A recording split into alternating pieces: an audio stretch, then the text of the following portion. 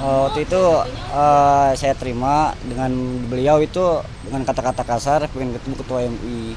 Setelah itu saya ke bagian sekretariat menanyakan bisa gak ketua MUI untuk ketemu, dan untuk ke bagian sekretariat tidak bisa menerima karena beliau itu selalu mengirim surat dengan ada ancaman.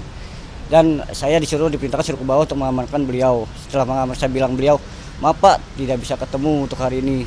Bapak sudah mengirim surat, tapi suruh tunggu kabar berikutnya. Tapi beliau memaksa.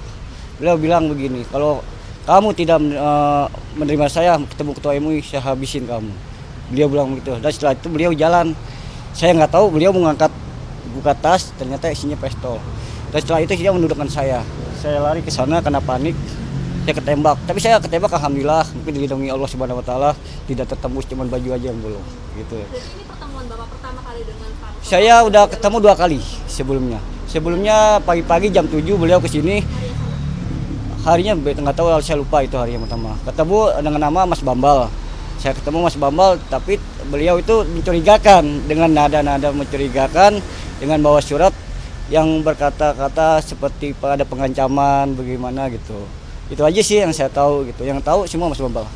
Kalau dari perawakannya, kemudian barang bawaannya itu ada yang mencurigakan atau Enggak, seperti biasa? enggak, seperti biasa. Iya.